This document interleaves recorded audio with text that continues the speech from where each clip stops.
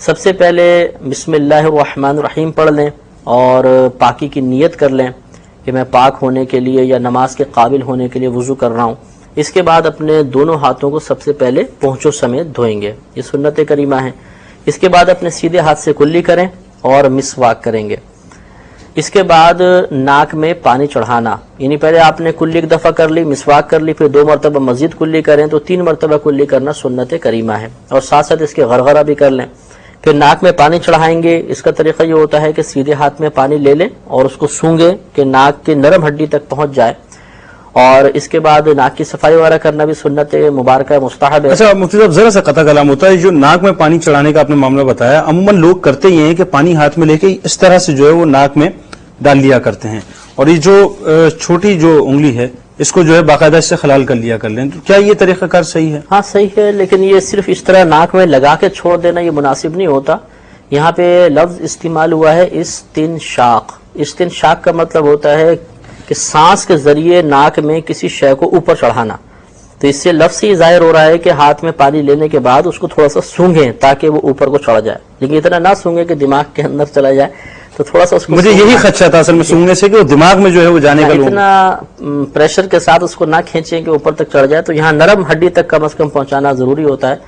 ضرور سے مراد ہے کہ سنت تب پوری ہوگی. اور اس کے یہ جیسے آپ نے ارشاد فرمایا کہ الٹے ہاتھ کی چھوٹی انگلی سے پھر ناک کی صفائی کریں. اگر ناک میں کچھ نہیں بھی ہے تب بھی خلال کرنا، ناک میں ڈالنا یہ مستحب ہوتا ہے. اس کے بعد چہرہ دھونے کی باری آتی ہے تو سب سے پہلے چہرے کی مقدار یہ ذہن میں رکھنی چاہیے کہ جہاں یہ عادتاً بال جمتے ہیں یہاں سے لے کر یہ جو تھوڑی کا بالکل نیچے حصہ ہے، ایک تو یہ گردن سے یہاں تک کا حصہ ہے، گردن تک نہیں، صرف یہ جہاں دانت جمتے نیچے اوپر والے اس کا یہ حصہ، اور ایک کان کے لو سے دوسری کان کے لو تک، یہ پورا ہمارا چہرہ ہے. اور جیسے ابھی اس پر ہماری گفتگو ہوئی ہے کہ چہرے کا دھونا فرض ہے، لہذا پورے چہرے پر پانی بہایا جائے گا. اگر کسی مقام کا مسح ہوا تو ہمارا چہرہ دھلنا نہیں کہلائے گا. اب ہوتا یہ ہے کہ عوام الناس پانی لیتی ہے اور اس کو یہاں پہ لا کے آنکھوں کے پاس چھوڑتے ہیں تو پانی نیچے چلا جاتا ہے، حالانکہ چہرے کی مقدار بال جمنے کی جگہ سے تھی. اب یہاں سے جب پانی نیچے گیا تو اس طرح ماتھے کے اوپر مسح کر لیتے ہیں، ٹھیک ہے، پھر پانی لے کے ادھر پھینکتے ہیں، پھر اس طرح مسح کر لیتے ہیں. اس طرح ماتھے کا اور اطراف کا عموماً مسح ہوتا ہے، دھلنے کا فرض پورا نہیں ہوتا، اور اس طریقے سے وضو ہمارا نہیں ہوگا. اچھا ایک سوال اس میں اور پیدا ہوتا ہے کہ یہ تو میرے بال جسٹ سپوز یہاں تک ہیں تو میں نے یہاں سے جو ہے وہ چہرہ دھونا ہے، لیکن ایک آدمی ہے کہ وہ گنجا ہو گیا اوپر سے، اب وہ کیا کرے گا بیچارہ، کیونکہ وہ تو یہاں تک بال نہیں ہے اس کے، یہاں تک نہیں ہے یا بالکل ہی اس کے بال نہیں ہے، تو پھر وہ کیا کرے گا؟ یہ عادتاً کا جو لفظ کہا نا اسی وجہ سے کہا گیا ہے کہ عادتاً یعنی عموماً جہاں بال جمتے ہوں یہاں تک جو تو ہے یہ خلاف عادت ہوں گے کہ بال کم ہو گئے اور پیچھے چلے گئے تو اس کو خلاف عادت کہا جاتا ہے. تو عادتاً جہاں تک بال ہوتے ہیں وہاں سے پانی ڈالیں گے. اب طریقہ یہ ہوتا ہے کہ دونوں ہاتھوں میں اس طرح پانی لینے کے بعد ذرا چہرہ جھکائیں اور ہاتھوں کو اوپر تک لا کے یہاں سے چھوڑیں. اچھا تو یہ بالوں کے یہاں سے بہتا ہوا آئے گا تو یہ تمام حصہ ہمارا دھل جائے گا. اس کے بعد اب یقینی سی بات ہے کان کی ایک لو سے دوسری لو تک پورا چہرہ ہے، تو جب یہاں پہ ہم پانی ڈالیں گے تو ضروری نہیں کہ یہاں تک بھی پانی پہنچ جائے، اس لیے تھوڑا پانی لے کر اس کو اوپر لا کے یہاں سے چھوڑیں گے تاکہ یہ حصہ دھل جائے. پھر یہاں سے پانی لے کر الٹی سائڈ پر ڈالیں گے تاکہ یہ حصہ بھی پورا دھل جائے. تو آپ نے غور کیا ہوگا کہ ہم نے 3 مرتبہ پانی ڈالا تو پورا چہرہ 1 مرتبہ دھلا ہے.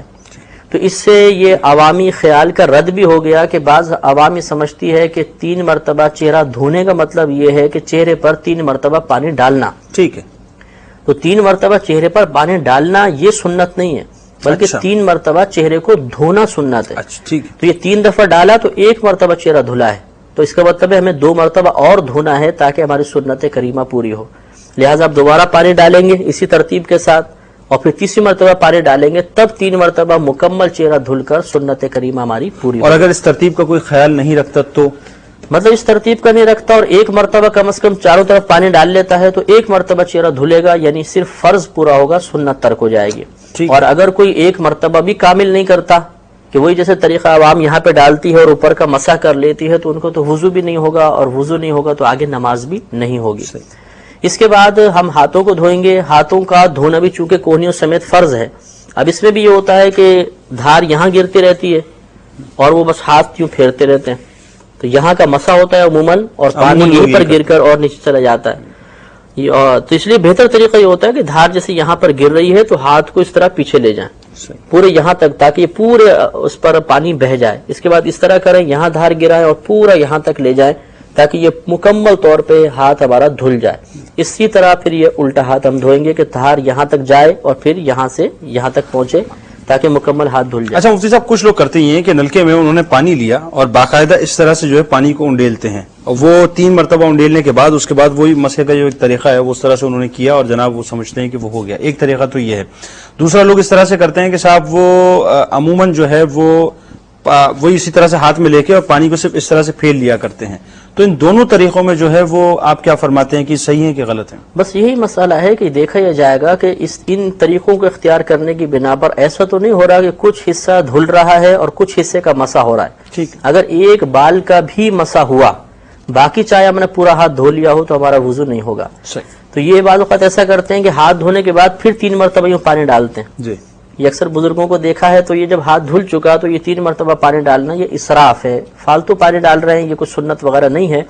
और जिस तरह आपने इरशाद फरमाया कि बाद इब्तिदा में इस तरह धोते हैं कि यूं पानी लिया और इस तरह हाथ में यूं डाला, तो अभी पानी देखें जब यूं आएगा तो ये सामने के हिस्से पे गिरेगा, इस हिस्से पे पानी नहीं आएगा।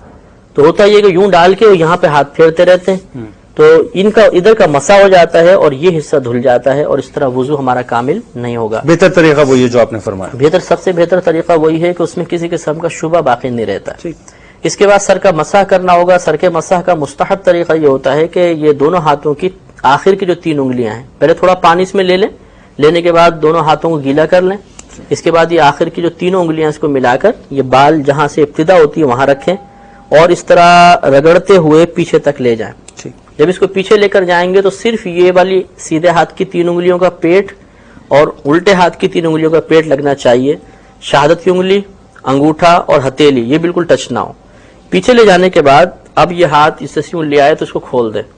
अब साइड में रगड़ते हुए लेकर आएंगे और इसमें फकत हथेली यूज होगी। अच्छा। शहादत की उंगली और अंगूठा इस्तेमाल नहीं होना चाहिए। आप आगे ले आए। इसके बाद अब ये अंगूठा और उंगली रह गए। उंगली से कानों के अंदर का मसा करेंगे, अंगूठे से कान के बाहर का मसा करेंगे। अब हाथ की पुश्त रह गई, हाथ की पुश्त से गर्दन का मसा किया जाएगा। अच्छा। इसमें बाद लोग आगे से पीछे से आगे की तरफ लेकर आते हैं, ये भी तरीका सही है, लेकिन इसमें मसला ये होता है कि गले का मसाह करना मकरूह है। अच्छा। तो गुद्दी का मसाह करना सुन्नत है और गले का मसाह करना मकरूह है। पीछे से जब आगे लेकर आएंगे तो हो सकता है गले पर हाथ लग जाए और वो एक मकरूह फेल हो जाए। इसलिए बेहतर ये कि यहाँ पर हाथ रखें और पीछे ले जाएं, यहाँ पे हाथ रख के पीछे ले जाएं, तो गले की जो कराहत है मसा करने की वो बिल्कुल लाजिम नहीं आएगी। अच्छा, इसमें एक और मसला ये होता है, अमूमन लोगों को देखा कि साहब वजू करते हुए जो है वो जनाब पानी लेते हैं हाथ में और उसको यूं ऐसे फेंक के फिर उसके बाद वो चूम के जो है फिर वो शुरू करते हैं। तो ये चूमना क्या है? जी हाँ, ये खिलाफ सुन्नत तरीका है। कोई चूमना यहाँ पे मुस्तहब नहीं है, ना कोई सुन्नत से मनकूल है। ये गलत तरीका है। बस इसी तरह करना चाहिए कि हाथ में लिया, दोनों हाथ में तरीम आ गई तो इसके बाद सर का बरह रास्त मसा करना होगा, चूमना मुनासिब नहीं है। ठीक। इसके बाद पैरों की बारी आएगी। पैरों के अंदर भी होता है, अमूमन के ऊपर से नलका खोल देते हैं और सिर्फ उंगली पर पानी गिर रहा होता है, बाकी पूरे पाँव पे यूं हाथ फेरते हैं और नीचे भी इस तरीके से हाथ फेर लेते हैं। हालांकि अगर पाँव को देखा जाए तो नीचे का जो हिस्सा है इसमें गढ़ा होता है, अमूमन उठा हुआ होता है पाँव। तो अब ऊपर से आप पानी डालेंगे तो ऐसा नहीं है कि यूं पानी नीचे जाके और फिर इस तरह मिल जाए, बल्कि वो सीधा गिरेगा और ये गढ़ा अमूमन खुश्क रह जाता है। इस पे हम खाली गीला हाथ फेर कर मसाह कर लेते हैं, तो इससे हमारा वुजू मुकम्मल नहीं होगा।